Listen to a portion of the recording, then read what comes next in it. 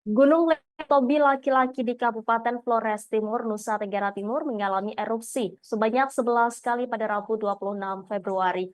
Pos pengamatan Gunung Api Letobi laki-laki melaporkan erupsi terbesar memiliki tinggi 2.500 meter di atas puncak. Informasi selengkapnya akan disampaikan jurnalis Tribun Flores rekan Paul Kabelon. Silakan dengan laporan Anda. Baik, selamat siang, eh, Tribuners.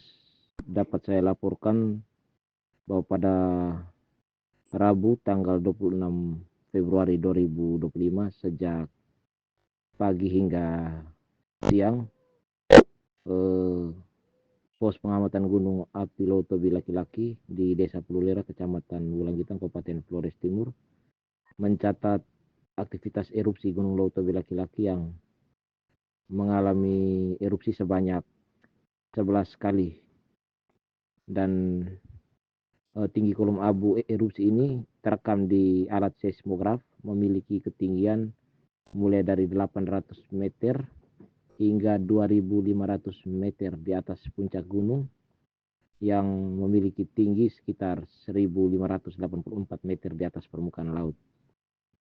Bahkan saat erupsi berlangsung, warga yang berada di sekitar lereng mendengar suara gemuruh yang cukup kuat dan ada semacam getaran, sehingga mereka bergegas meninggalkan eh, kampung mereka ke tempat yang lebih aman untuk menghindari dampak hujan abu yang tentunya mengganggu pernapasan.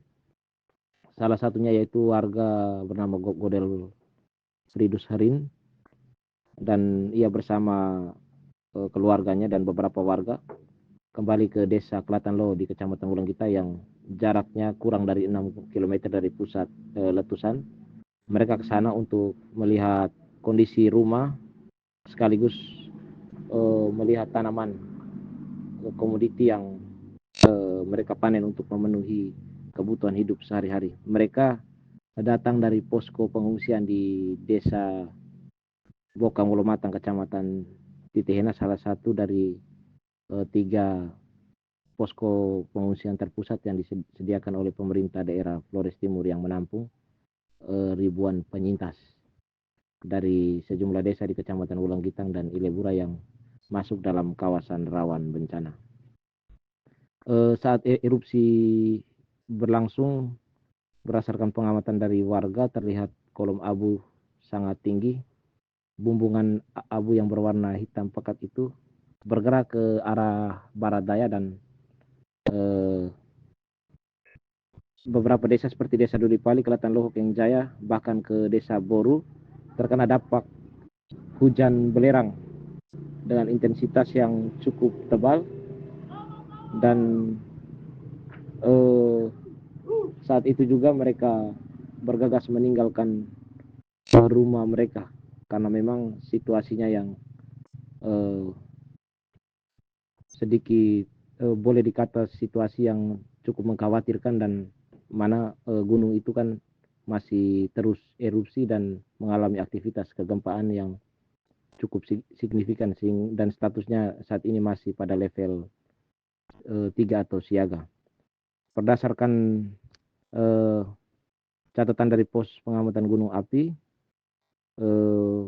bahwa erupsi pertama terjadi pukul 1:29 WITA dengan tinggi kolom abu 800 meter, disusul pukul 3 WITA dini hari setinggi 500 meter.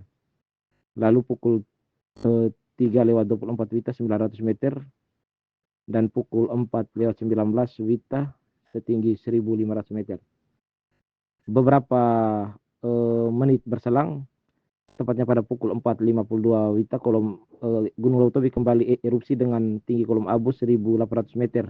Dilanjutkan pukul 5:07 pagi WITA setinggi 700 meter, pukul 5:41 WITA 2.000 meter, pukul 6:41 WITA 2.500 meter, pukul 8:54 WITA 1.300 meter, pukul 10:41 WITA, namun tinggi kolom abu tidak teramati karena saat itu kondisi gunung sedang ditutup kabut awan cukup tebal, dan pukul 12:09 siang waktu Indonesia Tengah tinggi kolom abu 2.500 meter. Nah, tinggi kolom abu ataupun catatan erupsi yang tercatat selama kurang lebih 13 jam ini tidak berhenti sampai di situ, dan aktivitas erupsi berlanjut terus hingga sore hari.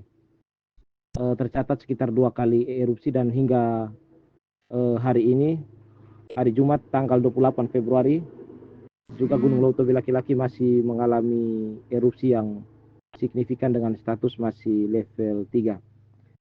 Masyarakat di sekitar Gunung Lautobi dianjurkan untuk tidak melakukan aktivitas apapun di dalam radius kurang dari 6 km dari pusat erupsi, baik di sektoral timur laut, barat maupun barat daya.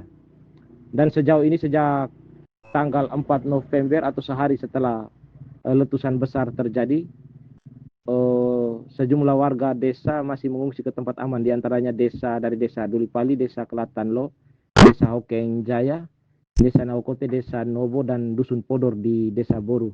Dengan jumlah sekitar lebih dari 5.000 jiwa penyintas, mereka menempati posko desa Kobasoma, posko Lowolaga, posko Bokang Wolomatang, posko Konga, dan ada juga yang menempati hunian sementara. Dan mereka ada juga yang menempati rumah-rumah warga, dan hingga saat ini mereka masih menunggu pembangunan hunian tetap yang akan dilakukan oleh pemerintah pusat, namun masih terhambat oleh ketersediaan lahan. Demikian informasi yang dapat saya laporkan dari Flores Timur, Nusa Tenggara Timur. Download Tribun X sekarang, menghadirkan lokal menjadi Indonesia.